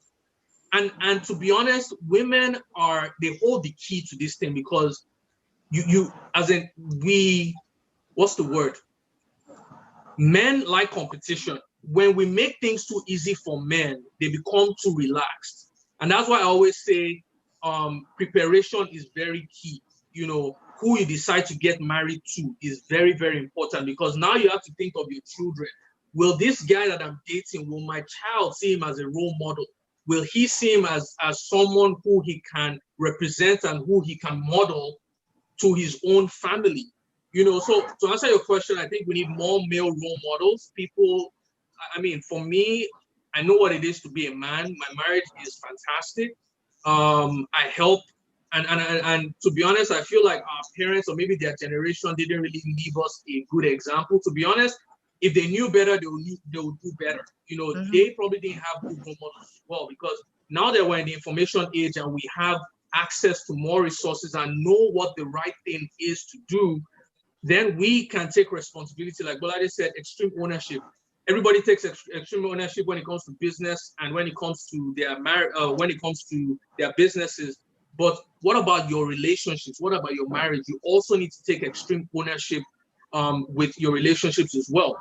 You know, what you won't take. And one of the things that my wife and I do is we do a marriage review every quarter. You know, at work, in your business, everyone is doing reviews. You've worked for 3 months. What can we do better? What did we not do over the last 3 months that we can improve on? In your marriage as well, you can do that. And a lot of men don't have this avenue to improve themselves. So they feel like they are the best thing that ever happened since sliced bread. They feel like they don't need to change anything. They are perfect the way they are. But if you have these sessions, these marriage review sessions, you as a wife can tell him, you know what, babe, I feel like this is something you can improve on.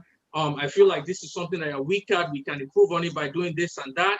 And then that can help him change. But I feel like by just allowing men to be men and just not take responsibility and accountability for what they do is what causes this situation that we're in right now. So I think we need male mentors that will help guide our men and show them what it is to really be a man.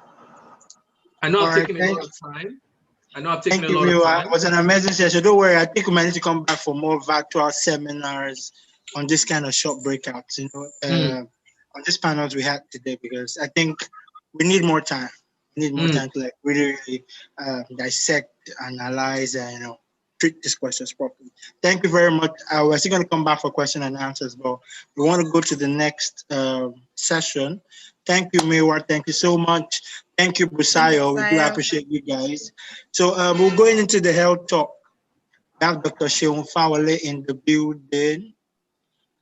Sheon Fawale, can you unmute your microphone? And please, in 7 minutes, we would like you to give us health tips on how we can stay safe in this season. Hi, everyone. Can you hear me? Yeah, we can hear you. Yes, we can. Okay. So I just want to say that basically the things I'm going to talk about, health talk is like a general thing. Like there's so much to talk about. I need to talk about what affects us for our age and all. So one thing a lot of doctors and healthcare professionals talk to people about is health screening. So like there are some very important tests that people must do so that you can be on top of your game when it comes to your healthcare. So one thing a lot of people don't know is that you don't basically fall sick immediately. So for example, if someone is diabetic, the person did not become diabetic just like that. So what happens is it takes a process. So the person is first normal, then you're pre-diabetic before you become diabetic. So a lot of us don't know how a lot of us don't understand our bodies. And that's one of the things I would actually want to say. For example, during this COVID era, with the hysteria and everything, seeing patients and all. So one of the things I realized was that I saw a particular patient one time, and everybody's like, oh, you have to screen for COVID, you have to do that, you do that, all that. And psychologically, I started coughing. One thing I know about myself is I never cough. I never cough. So when I start coughing, I was like, oh, Sean, what's up? Why are you coughing? What's happening? Like, are you sick and all that? So we had to do COVID tests and all that. So understand your body. A lot of people don't even take care of, like, a lot of people don't know, they don't know, oh, what's my weight? A lot of people don't know their weights. A lot of people don't know their HIV status. A lot of people don't know their fasting blood sugar. A lot of people don't know their baseline heart rates. A lot of people don't know their baseline. Even some ladies don't even know when they ovulate. Do you understand? So the take-home thing from here is study your body, and as much as possible, do the necessary health screening. So for ladies, I am passionate about ladies because I realized many things in my course of field, in my course of work and everything. For example, there was one time I was at a hospital, and what we do is at times we take samples from pap smears from ladies and we check. So this lady, 31-year-old, she just came in routinely. She just wanted to do a screening, just a general. We said, oh, okay, go for a pap smear. She went for a pap smear. She had no symptoms. She went for a pap smear, and all the cells that we saw under the microscope were cancerous. And we're like, wow. So if this lady didn't come and just say she wanted a health check, she'll probably go on developing cervical cancer, and she dies at a very young age. So I won't want to go into the details of the necessary screenings you have to do right now, but I'm just summarizing and saying that, one, know your body. Two, for your age and your gender, know the necessary health screening, particular things that kills people, in our age group. For ladies, number one thing is breast cancer. So how often do you do your breast self-examination? How often do you, have you ever done a pap smear? Do you understand your menstrual cycle? Do you understand things about your body? So we have to learn to understand our body, and to do health screening. Another thing I've also noticed is that the last thing I'm going to talk about is that there are some diseases that run in families. So, for example, unfortunately, yes, there are some diseases that run in families. So, for example, in some families, there's breast cancer. In some families, there's diabetes. In some families, there are colon cancer. There are many other cancers. So that's your auntie that you're not checking up on. That's your uncle that died. What caused this person to die? What happened? It's not like, oh, we always, especially in African setting, we're like, it's the person's time. Yes, I agree that there's a time that is right for people to die. But we as doctors, we like, for me, I always want to know what was the reason why this person died. Abroad, sometimes people even go like, they have more genetic diseases, and they're like, there was a particular story I read about that really inspired me. Her father had a neurofibromatosis, a medical condition, and she went back to her lineage to be able to predict whether she or her children or grandchildren would have neurofibromatosis. I know we've not got it to that level yet, but these are things we should just read about, and we will be able to move on from there. So just first things first is know your body, health screening, and also know more things about your family. So that's just a summary of what I have to say. I guess I'll get more questions later.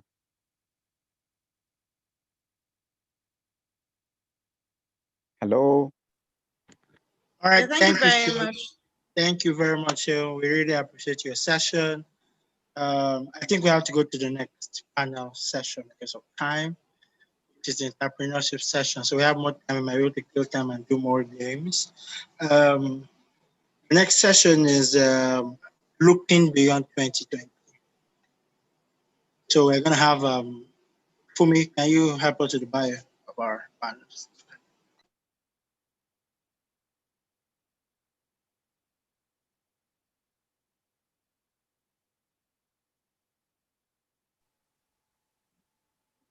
Can you hear me?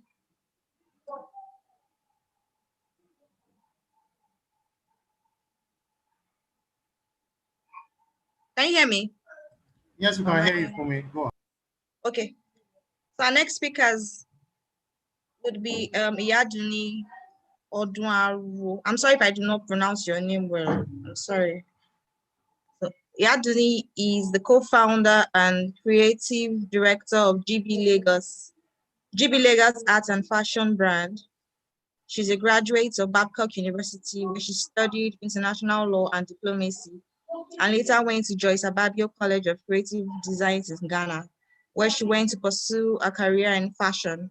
She established GB Lagos Art Brand in 2017 alongside her husband, Ayodeji, with the sole aim to connect local artisans and creatives to the international market.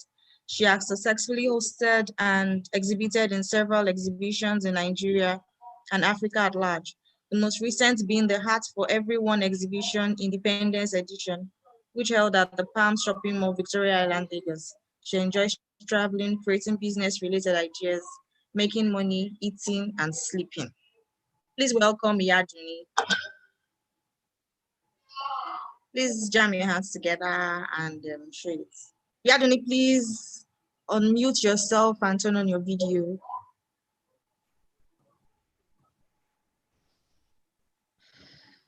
The second speaker, the second panelist is Tolulope Taiwo. Tolulope Taiwo graduated from Bells University of Technology, Ota. She started her career at Generic Synergy Limited, an ICT consulting company, and rose to become a frontline manager. She later pursued a passion for event planning by setting up Beliza Events Limited, an event management company. Tolulope is currently on the board of Brooktown Anchorage Limited, a digital solutions company. Please welcome Tolulope Taiwo. Solu, please turn on your video and unmute yourself. Please welcome Tolulope. Hello, everyone. Hi, Tolu. Hi, Iyaduni. Hi. Hello, Iyaduni. How are you? Hi, Tolu. I'm fine, thank you. And you? Good, good. I can't see Iyaduni. I'm here. Hi. Okay. You're welcome. So over to, is Afolabi there? Yes, I'll just take the question. Okay, please take the questions, Afolabi. Okay, sorry, I have to go in, but let me take the questions. Okay, Iyaduni, we'll go with you first. Okay. No doubt 2020 has been a difficult year, especially for business owners. What is it like running a business in Nigeria? In your experience, what was it like? Okay, so firstly, it's very difficult to run a business in Nigeria because you have to deal with tax, VAT, radio and television. And I also realized that the moment you decide to like open a store, you just see any government official walking and say you have to pay for a certain thing that was not in your year's budget. You understand? So it's been difficult generally in Nigeria, but 2020 has been like a roller coaster for us. It's been good, it's been bad. It has had its down times, it has had its good times, but it has also made us to realize that, okay, yes, we really need to go digital and also improve on our websites and all of that. But we've been able to adjust. Okay, the next question is for Tolu. Now, mostly our formal education does not prepare us for the world of business. Now we go to school and they don't teach us how to run a business in school. So how can people equip themselves adequately to function within a business space or break into a particular industry as a business person? Okay. No, that question is the Nigerian educational system. I don't know. There's something wrong with the system, but a lot of schools are trying to correct that because it places more emphasis on education for paid employment. So, and that's also responsible for the high unemployment rate in Nigeria. So for you to be able to function in the business space, you have to know your business. You have to know the business. You have to train yourself. You cannot just say, oh, because somebody is doing, because this person just started the business, oh, I want to do this business. It's not a copy and paste thing. You have to know about it. You have to train yourself about it. It's okay to make mistakes, but you have to learn from your mistakes. You have to take up challenges. So you have to, and we also have the power of social media. You have to use the social media to market and sell, to be able to be relevant in the business space. You can't just, you have to be on your toes. You can't just say, oh, I have the money, I have the idea, so let me just run it. Let me just put somebody, coughing. You have to be involved in it to be able to, be in that space of your business. You can't just do anyhow. For me. Okay, Iyaduni, next question is for you. Okay. Now, how did you venture into business? Was it based on passion, or you just found yourself there, you inherited one? How did you venture? Okay, so how I ventured into business has always been inbuilt for me. I remember far back as, I would say 2016, yes, when I was 15, I used to follow my mom out for exhibitions, make sales and all that. So it's more of a family thing for me. It has always been inbuilt. It's something that I grew up to like. It was something that I grew up to love doing.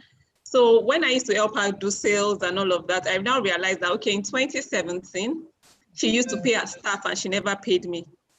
So I decided to sign like a contract with her and was like, okay, mom, I've been doing this thing for you for 2 years. I feel it's high time you pay me. And she would tell me that, okay, you know what, I would pay you, but that would be like in form of school fees. And I was like, okay, that makes sense. So basically I paid my college fees. I paid my school fees right from uni because of the work I used to do for my mom. So far back to when I got married, basically, when I got married, my husband and I decided that, yes, we needed to do something to that would be profitable for us, that would bring food to our table and all of that. Then we started like a 5K and undergarment business. We did that for a year and it was really successful. Then we also came back and realized that, okay, now it's time for us to break the international market. We need to go global. And we had to think of a kind of business that would also have to do with fashion, but will also help to preserve the African culture and heritage. So I took up my mom's business. We both actually took up my mom's business and were able to make it go into a trend, because our business was like more of the old people. It was getting to that. So we decided to make it in a more trendy way. And she was actually planning to retire. So she just handed the business over to us. So it wasn't something that we did because people were doing it. It's not that we went into it's not like we went into entrepreneurship because people were doing it. We did it because I already had a passion for it. And also I would like to advise that you should never start a business because people are doing it. It never works out for you. I've tried to do some businesses that, okay, let me leave this business and do this because people are doing it. But you need to be able to make something you love money. You have to be able to make something you love, be able to make profits from something you love. If, for example, you like to go into marketing, if you're someone that likes to market a lot and all that, try to get a business that goes into that line. If your passion is this, and okay, you don't know how to market, like me personally, I don't know how to market. So you employ someone that can fill that field for you. Thank you. Tolu, next question is for you. So how are you adapting your business to survive this downtime?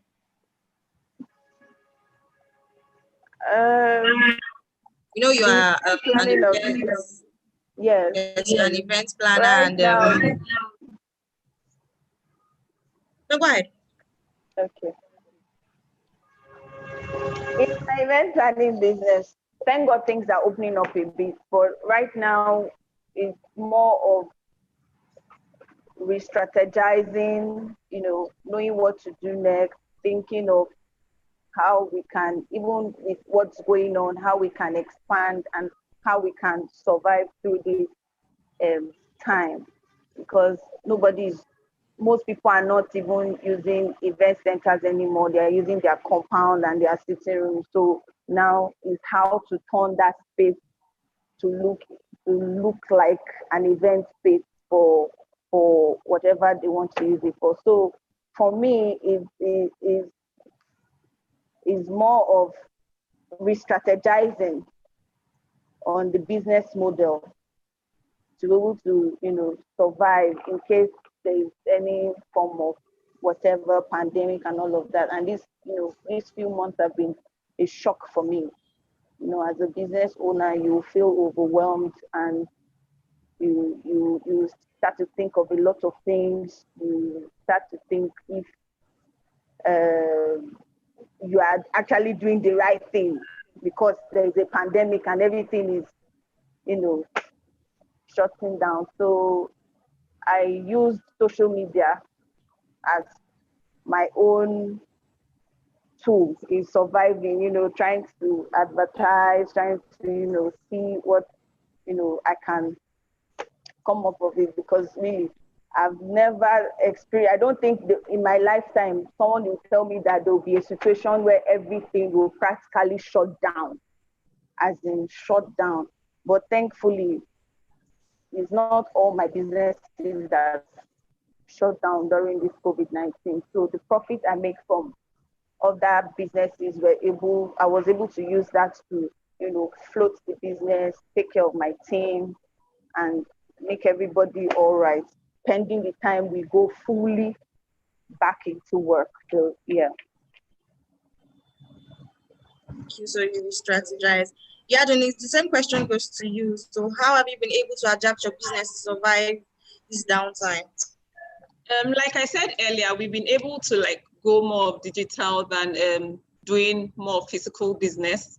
We've actually had partners who have decided to help us in our digital space.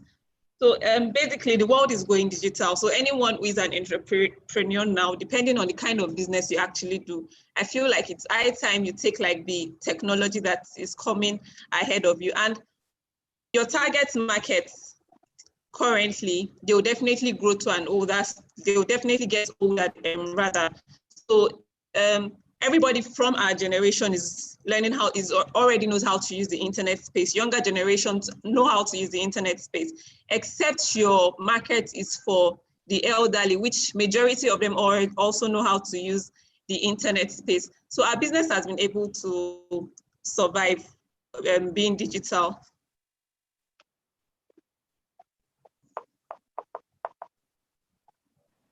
Thank you very much. Thank you, Tolu. Thank you, Yaduni.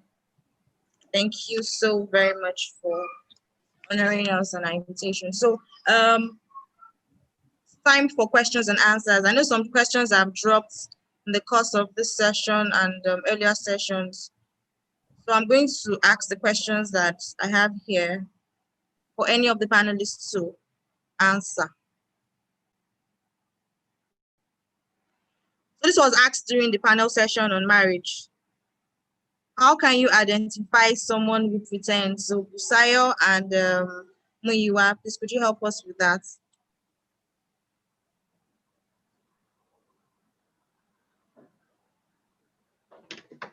Okay. Pretender.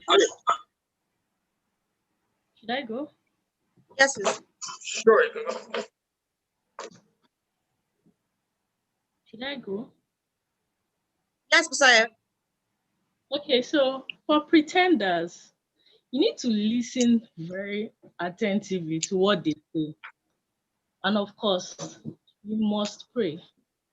Men ought to pray and not to faint, because you can always discern Now, while you don't want to be judgmental, you also don't want to ignore clear signs. And so when you see a clear sign and run away, right, and then immediately you can say, okay, no, this is not what I want. No, I don't like this. Consistent. Is he or she consistent? Because pretenders are inconsistent. Okay. Yeah, I think that's a very valid point because everyone has a pattern. So if you stay long enough, and this is the point I wanted to make earlier, was a lot of the times premarital sex always comes to cloud our judgments. The signs are always there. But when we get involved with premarital sex, it clouds our judgment where we start to justify actions that these people make. A liar, like you said, is always a liar. They will always drop those hints. But if your eyes are clear enough to see it, you would notice the change in patterns. But when premarital sex is involved, it clouds your judgment where you begin to justify some of these actions that are supposed to be red flags. Thank you very much, Muyiwa and Busayo. So we have another question here for the career panelists. Please, could someone talk a little about key things to know when starting a career or when venturing into a new career? This person is a young engineer. So do we have Shegun Olamide? Olamide or Bolade? Okay. Can you hear me? Yes, Okay, Okay, good. So pretty much one thing to note when starting a career is to be futuristic, be very futuristic, right? And that's one of the things we have with education because there's so much focus on the past. This is how we've been teaching it 10 years ago. This is like the hottest jobs in the last 5 years, they did not exist 10 years ago. Like talk about data scientists. Nobody was a data scientist when we were in Bmjs. There was no career path like that. So you need to be very futuristic in terms of your career prospects. And one thing I will also say to persons that are starting at a new career, do not be afraid. Take your chances. Do not spend too much time thinking about things. Get your hands dirty. Start doing things. Start taking advantage of opportunities around you. Don't say because you studied medicine, you're not going to do anything until you get an employment in a hospital. Yes, you are passionate about working in a hospital. If you get an opportunity to work in an HMO, take it. And then based on your interactions with hospitals, you might get a job, but you need to just be very open-minded. You need to be futuristic. By being open-minded, you understand what the future of business and work is. You need to understand social currency, like Olamide stated earlier. You need to ask yourself, what value am I bringing in? Don't ask yourself, how much am I going to get paid? It's what am I bringing to the table? And that's a better way to have conversations with respect to whatever work you're going to be getting. Thank you. Thank you very much, Shegun. Thank you very much. So we have another question for Dr. Fawale. Are you there, Shegun? Okay, Shegun is not there. We have another question. Okay, all right, Shegun. So what tests or screenings do you advise young ladies and young men to take before getting married? Okay, very good question. So before getting married, one of the things that we always advocate, one of the things we always advocate first of all, is the blood group and your genotype. Okay, and genotype. So the reason why we want to know all those things is that our generation, we are hoping, doctors are hoping that our generation, and a lot of the churches are actually coming on board and are trying to make these screening tests very mandatory so that we can take away that cycle of sickle cell disease, because it's something that we can actually prevent. And the point is, why bring a child into this world and you spend, the child will be in pains from time to time, you spend a lot of money on hospital bills. We are not the judge. We don't decide what you do with your life. But we can just advise you and say that you should do this mandatory test. Also, another important test that people don't know about is that the truth is most people are sexually active before marriage. That's the reality, right? So people must actually get tests done for STDs, for chlamydia, for gonorrhea, for syphilis, a lot of all these things fly around. And also very importantly is that one of the most important causes of infertility in marriage is pelvic inflammatory disease. That's in women. And the truth is most of the time when these women have these infections, they don't even know. That's why I said pay attention to your body. When I was talking earlier, a woman has a natural discharge. If you are seeing that the discharge is getting increasing, or you're having recurrent low abdominal pain, or your vaginal discharge is foul smelling, if you pay attention to your body, you can quickly spot when something goes wrong, and you can quickly ask for tests. So screening tests for marriage, I said blood group. Let me recap: blood group, genotype, and you screen for STDs as well. Okay, I'm sure if you go to any standard hospital, you should be able to get that done. Okay, I'm seeing. Okay. Last question goes to Muyiwa and Busayo again. So this person says, please advise on abusive marriage. Give people signs to look out for as it's becoming more rampant in the society. All right, so I'll just quickly take this one. For more in-depth response, check out our video that we made on how to spot abusive relationships. Number one, it starts with unrealistic expectations. And like I said earlier, possessiveness is one of the big signs, because when someone is possessive or jealous, it leads to anger, anger leads to hate, hate leads to murder. If you check the story of Cain and Abel, what made Cain kill Abel? He said he hated his brother. So hate always precedes murder. So you just go and check it. I list out the process for how it actually happens. When someone has unrealistic expectations, it leads to jealousy, possessiveness, anger, hate, and then they eventually go ahead and kill someone. So domestic abuse, definitely a no-no. You can always spot these things. If a guy gets angry, you can tell if he starts throwing things, even little things like just pushing your head. If it's pushing your head now, it's going to lead to a slap or a punch at some point. So take those little signs very, very serious.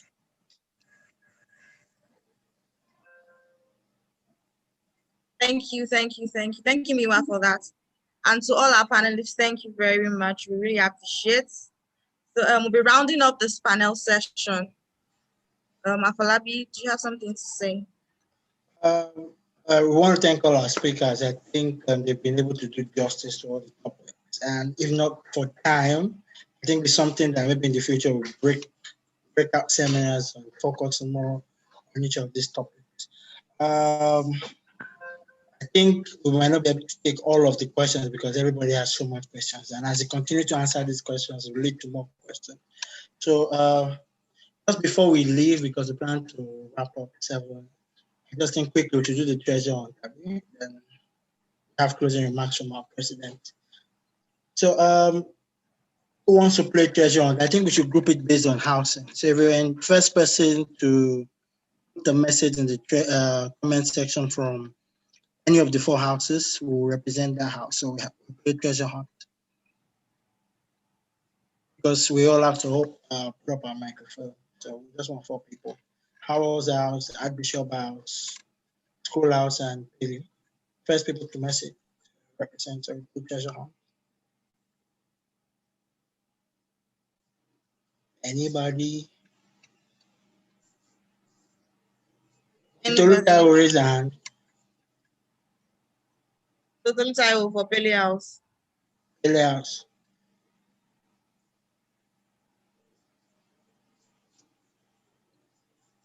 Another School person. house, our house, Archbishop. People are watching football. You sure? Oh, really?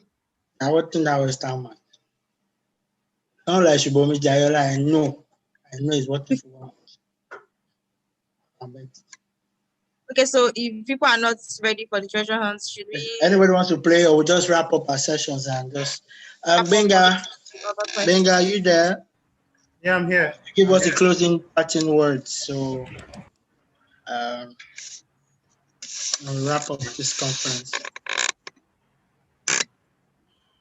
Okay, fantastic. I want to say big thank you to all our facilitators. I mean, I just sat here listening to everyone, and it's been a great learning session for me.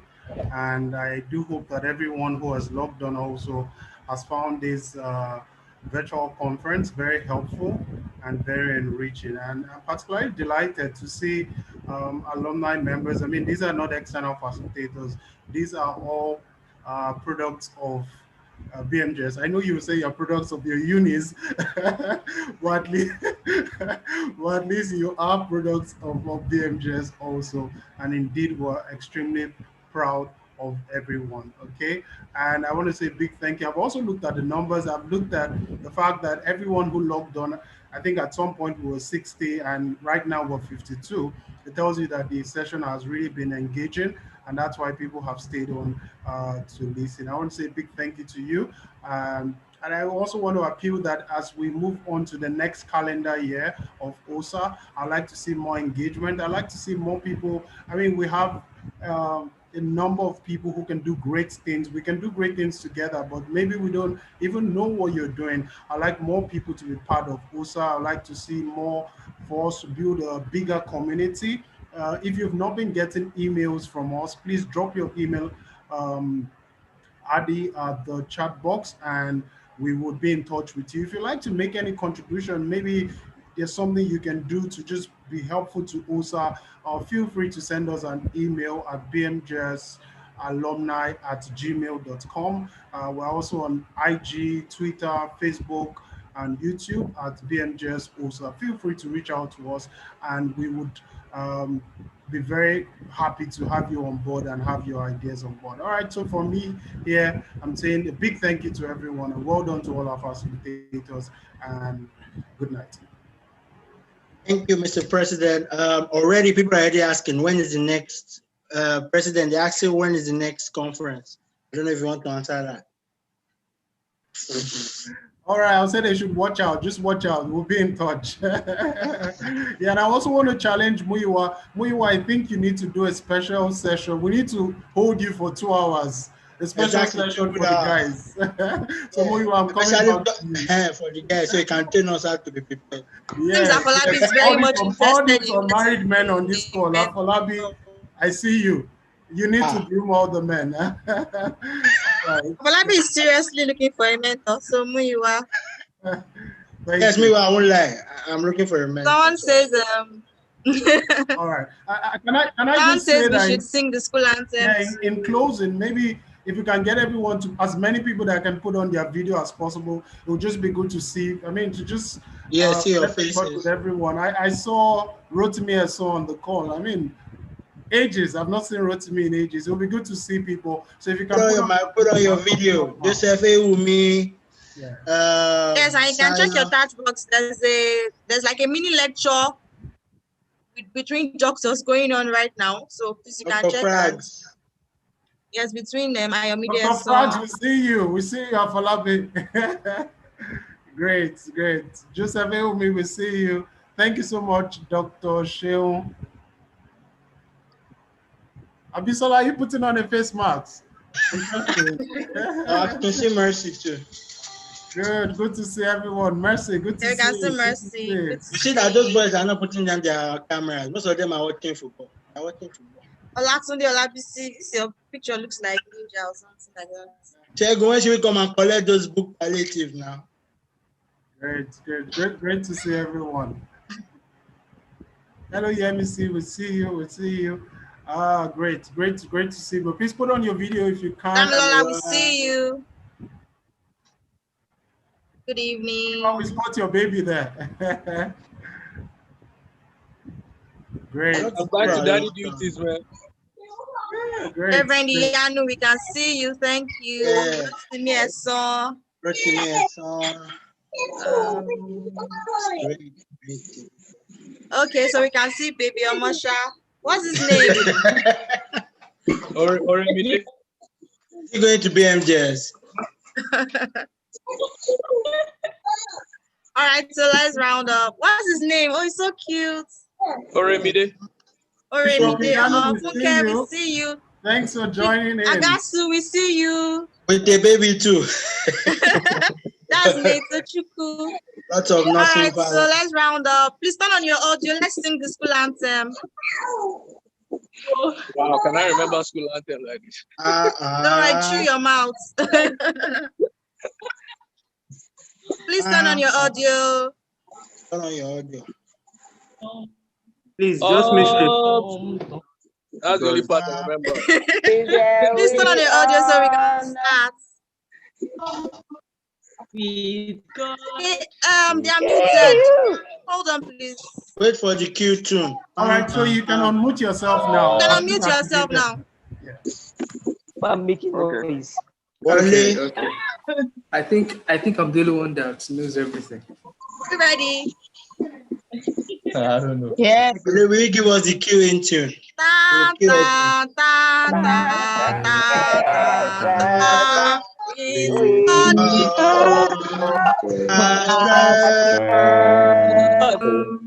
Straight out to back.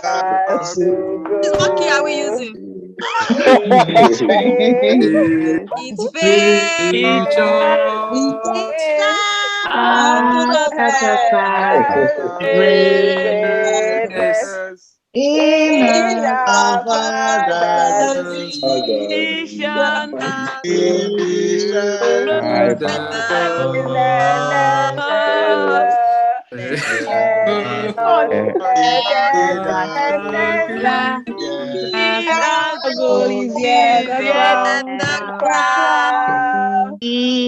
BMJs forever. BMJs is life. Hallelujah, we Proclaim His goodness.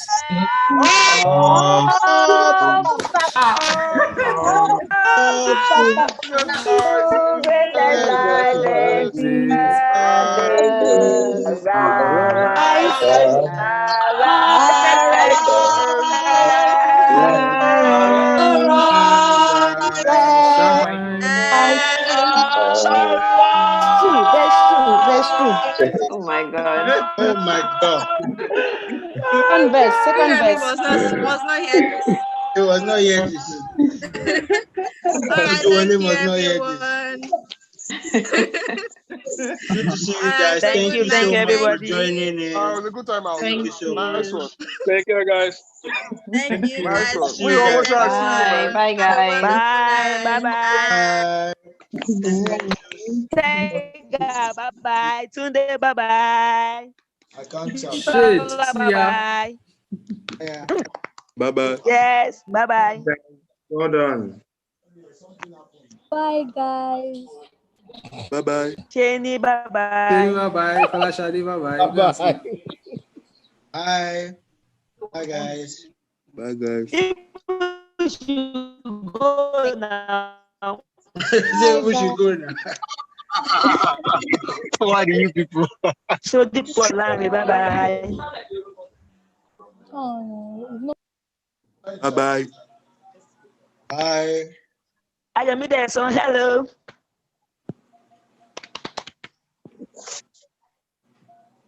I don't collect on that.